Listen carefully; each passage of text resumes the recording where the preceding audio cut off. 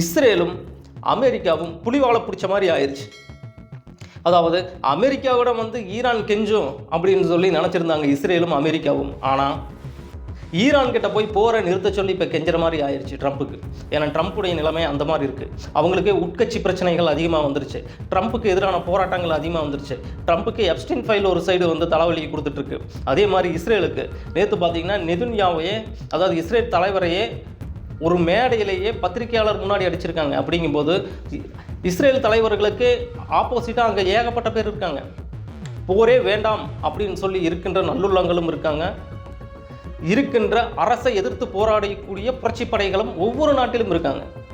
அமைதிக்கான வழியை தேடுகின்ற ஒவ்வொரு குடிமகனும் புரட்சியாளரும் தானே. அவங்கள தனியாக ஒதுக்கி வச்சுருப்பாங்க. இப்போ அவங்க அத்தனை பேரும் ஒன்றா சேர்ந்து நெதன்யாவுக்கு எதிராகவும் ட்ரம்ப்புக்கு எதிராகவும் முழக்கங்கள் விட ஆரம்பிச்சிட்டாங்க.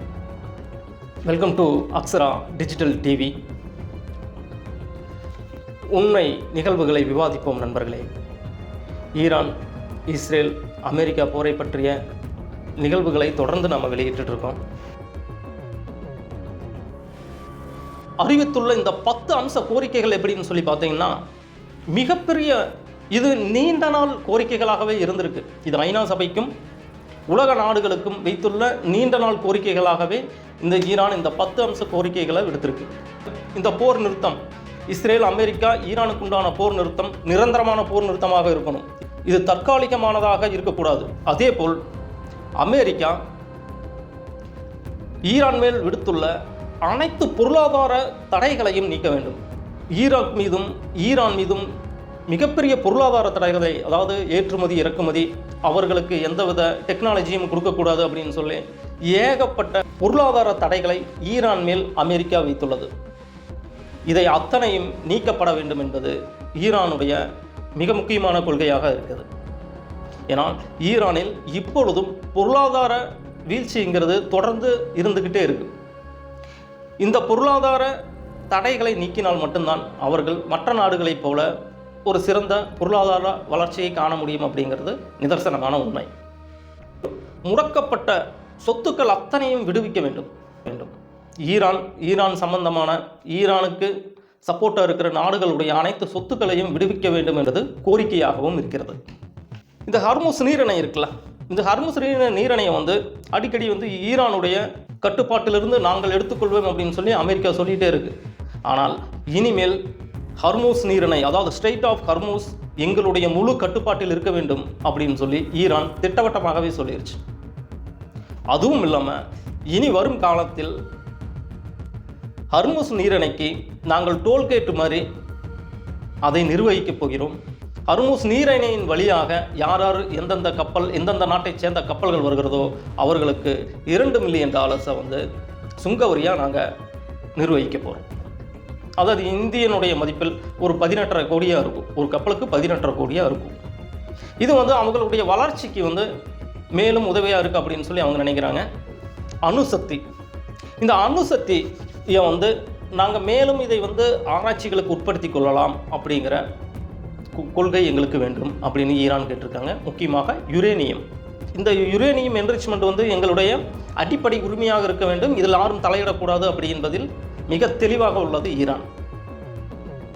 இதை ஒருபோதும் அமெரிக்காவோ மற்ற நாடுகளோ எங்களுடைய யுரேனிய வளங்களையும் எங்களுடைய யுரேனிய ஆராய்ச்சிகளையும் தடை செய்யக்கூடாது அப்படிங்கிறதுல மிக தெளிவாக சொல்லியிருக்கு. அமெரிக்க படைகள் ஈரானிலிருந்தும் ஈரானை சுற்றியுள்ள நாடுகளிலிருந்தும் அமெரிக்காவின் நட்பு நாடுகளிலிருந்தும் ஈரானை தாக்கக்கூடிய இடங்களிலிருந்தும் வெளியேற வேண்டும் அப்படிங்கிறத மிக முக்கியமான கோரிக்கையாக வைத்திருக்காங்க. இது ஏன்னா இஸ்ரேல் ஈரானை சுற்றியுள்ள துபாய், மத்திய கிழக்கு பகுதிகளில் இருக்கின்ற ஈரானுக்கு பக்கத்தில் இருக்கக்கூடிய இடங்களில் அத்தனையுமே தன்னுடைய எம்பேசியை நிறுத்தி ஈரானை மிரட்டுவதற்குண்டான சாத்தியங்கள் அதிகமாக இருக்குது. அப்படிங்கிறனால அந்த இடங்களை எல்லாம் அமெரிக்கா வெளியேற வேண்டும் அப்படின்னு சொல்லி முக்கிய கோரிக்கையை விடுத்திருக்காங்க ஈரான். ஒரு நாடு தன்னுடைய நட்பு நாடுகளையும் பாதுகாக்குது அப்படின்னா அந்த நாடு ஒரு சிறந்த வழியில் போயிட்டுருக்கு அப்படின்னு தான் அர்த்தம். ஈரான் தன்னுடைய நட்பு நாடுகள் மேலும் எந்த ஒரு தாக்குதலும் நடத்தக்கூடாது அப்படின்னு சொல்லி மிக திட்டவட்டமாக சொல்லியிருக்கு. அமெரிக்காவுக்கு எச்சரிக்கையும் விடுத்திருக்கு. லெபனான் போன்ற நாடுகளை வந்து எந்த ஒரு முன் அறிவிப்பும் இல்லாமல் எந்த ஒரு காரணத்துக்காகவும் தாக்கக்கூடாது, அது மேல் போர் தொடுக்கக்கூடாது அப்படின்னு சொல்லி மிகவும் திட்டவட்டமாக இஸ்ரேல் மற்றும் அமெரிக்காவுக்கு சொல்லியிருக்கு. ஆனால் அதையும் தாண்டி 8/4/2026 இந்த கோரிக்கைகளை முன் வச்சு 2 வாரம் தள்ளி வைக்கலாம் அப்படின்னு சொல்லியிருக்காங்க. ஆனால் இன்னைக்கு லெபனான் நாட்டு மேலே இஸ்ரேல் வந்து போர் தொடுத்திருக்காங்க. இந்த கோரிக்கைகளை முன் வச்சு 2 வாரமாக இதை தள்ளி வைக்கலாம், இந்த போரை தள்ளி வைக்கலாம், அமெரிக்கா மற்றும் இஸ்ரேல் இந்த போரை தள்ளி வைக்கிறது அப்படின்னு சொல்லி இவங்களே பேசிக்கிட்டாங்க. அதாவது பாகிஸ்தான் துருக்கி மூலியமாக பேச்சுவார்த்தைகள் நடத்தி தள்ளி வச்சாங்க. இஸ்ரேல் சும்மா இருக்காமல் லெபனான் நாட்டு மேலே போர் தொடுத்து மறுபடியும் இந்த நீரணையை, ஹர்முஸ் நீரணையை, ஸ்ட்ரெய்ட் ஆஃப் ஹர்முஸை க்ளோஸ் பண்ணிட்டாங்க. அவர்களோட அனுமதியுமின்றி எந்த கப்பலும் போகக்கூடாது அப்படின்னு சொல்லி மறுபடியும் ஒரு கோரிக்கையை வச்சுருக்காங்க. மறுபடியும் அங்கு தடங்கள். இன்னொரு கோரிக்கை, இந்த போரினால் ஏற்பட்ட அனைத்து சேதங்களுக்கும் இந்த நாடுகளே பொறுப்பேற்க வேண்டும். இந்த போரினால் ஏற்பட்ட அனைத்து பாதிக்கப்பட்ட நாடுகளுக்கும் இந்த அமெரிக்காவும் இஸ்ரேலே பொறுப்பேற்க வேண்டும். அதற்கான நிதியை வந்து இவங்க கொடுக்க வேண்டும். ஏன்னால் போர் தொடுத்தது இவங்க தான். அமெரிக்காவும் இஸ்ரேலும் சேர்ந்து தான் ஈரானை தாக்கியிருக்காங்க. அப்படி தாக்கியிருக்கும்போது அங்கு ஏற்பட்ட பாதிப்புகள், இழப்புகள் அத்தனைக்கும் இவர்கள் தான் பொறுப்பேற்க வேண்டும் என்கின்ற ஒரு மனிதாபிமானம் மிக்க ஒரு கோரிக்கையை வந்து வச்சிருக்காங்க. இதெல்லாம் அவர்களுடைய கோரிக்கைகள், கொள்கைகளில் வருது. இந்த ஹார்முஸ் நீரணையை திறக்க வேண்டும் என்றால் இதெல்லாம் செய்ய வேண்டும் அப்படின்னு சொல்லியிருக்காங்க. இவ்வளவு கோரிக்கைகள் சொன்னாங்கல்ல, இந்த 10 அம்ச கோரிக்கைகளில் சொன்னாங்கல்ல, இந்த சும்மா போய் பாகிஸ்தானும் துருக்கியும் 2 நாடுகளும் போய் சேர்ந்து பேச்சளவில் ஒரு 2 பேரை நிறுத்திக்கலாம் அப்படின்னு சொன்னதுனால தான் மறுபடியும் லெபனான் மேலே போர் தொடுக்கத்திற்கு இஸ்ரேல். இதை வந்து ஐநா பாதுகாப்பின் மூலியமாகவே எங்களுக்கு சட்டப்பூர்வமாக்கப்பட்டு எழுத்துப்பூர்வமாக கொடுங்க அப்படின்னு சொல்லியிருக்காங்க. இதில் என்ன தவறு இருக்கு? இந்த 10 அம்சங்களும் நிறைவேற்றப்பட்டால் மட்டும்தான் இந்த ஸ்ட்ரெய்ட் ஆஃப் ஹார்முஸ் நீரணையை நாங்கள் வந்து அனைத்து நாடுகளும் உபயோகிக்கக்கூடிய ஒரு நீரணையாக நாங்கள் விடுவோம் அப்படின்னு சொல்லி மிகவும் திட்டவட்டமாகவே சொல்லியிருக்கு. அமெரிக்காவுக்கும் இஸ்ரேலுக்கும் இது எச்சரிக்கையாகவே இந்த கோரிக்கைகள் கொடுக்கப்பட்டிருக்கு. மக்களை, இதில் என்ன தவறு அப்படிங்கிறத பற்றி நீங்கள் சொல்லுங்கள். ஒரு நாடு இளைத்த நாடு என்பதற்காகவோ, ஒரு நாட்டில் இருக்கும் வளங்களை கொள்ளையடிப்பதற்காகவோ இன்னொரு நாடு போர் தொடுக்குமானால் இந்த உலக நாடுகள் அதை பார்த்து ஏன் இன்னும் மௌனம் காக்கிறது அப்படின்னு சொல்லி தான் தெரியல. ஐநா சபை அப்படின்னு சொல்லி ஒன்று எதுக்கு இருக்குது அப்படின்னு சொல்லி தெரியல. ஐநா பாதுகாப்பு அம்சங்கள் எதுக்கு இருக்குது அப்படின்னு சொல்லி தெரியல. ஒருவேளை அமெரிக்கா சொன்னால் தான் ஐநா நடத்துமோ, ஐநா இந்த ஸ்டெப்ஸ் எடுக்குமா அப்படின்னு சொல்லி பார்த்தீங்கன்னா அதையும் வரும் நாட்களில் நாம் பார்க்கலாம். ஆனால் இப்போது வரைக்கும் ஈரான் ஒரு தலை சிறந்த, ஒரு மாண்புமிக்க, மனிதநேயம் மிக்க ஒரு நாடாகத்தான் ஈரானை இது வரைக்கும் வந்து நாம் பார்க்குறோம். இதுக்கு முன்னாடி ஈரான் ஒரு தீவிரவாத நாடு, அங்கே இருக்கும் மக்கள்கள் யாரும் மனிதாபிமானம் கூட இல்லாத நாடு அப்படின்னு சொல்லி நம்ம பார்த்துருப்போம். ஆனால் உண்மையை சொன்னால் இஸ்ரேலும் அமெரிக்காவும் மட்டுமே அங்கே இருக்கும் குழந்தைகளை அதிகமாக கொண்டிருக்காங்க. மனிதர்கள் எங்கே அதிகமாக வாழ்கிறாங்களோ அதை தாக்கியிருக்காங்க. இழப்புகள் என்னமோ ஈரானுக்கு தான் அதிகமாக இருக்கும். உயிர் சேதமும் சரி, பொருள் சேதமும் சரி, அது ஈரானுக்கு தான் அதிகமாக இருக்குது, இஸ்ரேலுக்கோ அமெரிக்காவுக்கோ கிடையாது.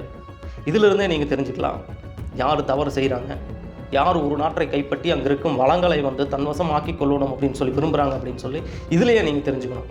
ஆனால் ஈரானுக்கு நான் ஒரு சல்யூட் அடிக்கிறேன். எங்கள் நாட்டு மேலே போர் தொடுத்தான் அடித்த அண்டர்வேரோடு அனுப்பிவிடுவோம் அப்படிங்கிறத தொடர்ந்து நிரூபிச்சிட்டு இருக்காங்க இந்த ஈரான். அதற்காகவே ஈரானுக்கு ஒரு ராயல் சல்யூட். அங்கே இருக்கும் மக்களுக்கும், அங்கே இருக்கும் தைரியமான குழந்தைகளுக்கும், பெண்களுக்கும் இந்த அக்ஸரா டிஜிட்டல் டிவியின் மூலியமாக ஒரு ராயல் சல்யூட்டை நான் அடிச்சுக்கிறேன். அதே மாதிரி ஈரானுக்கு கை கொடுக்கும், மருத்துவ உதவிகள் செய்யும் இந்தியாவாகட்டும், ரஷ்யாவாகட்டும், ஆயுதங்கள் உதவி செய்யும் ரஷ்யாவும், சைனாவும், நார்த் கொரியாவாகட்டும், இது அத்தனையுமே ஈரானுக்கு ஒரு பக்க பலமாக இருக்குது அப்படின்னு தான் சொல்லணும். ஏன்னா அவங்களுக்கு தெரியும் எந்த நாடு தவறு செய்கிறாங்க, எந்த நாடு ஆக்கிரமிப்பு செய்கிறாங்க, எந்த நாடு எதற்காக ஈரான் மேலே போர் தொடுக்கிறாங்க அப்படின்னு சொல்லி இந்த 3 நாடுகளுக்கும் தெரியும். இந்த போர் எப்படி போகுது அப்படின்னு சொல்லி தொடர்ந்து நம்ம பார்க்கலாம். நண்பர்களே, இந்த டீட்டெயில்ஸ் பிடிச்சிருந்தா உங்களை ஒரு சின்ன சப்ஸ்கிரைப் பண்ணிக்கங்க. விவாதிப்போம் உண்மை நிகழ்வுகளை. நான் மாணிக்கம் அல்லிமுத்து. வணக்கம்.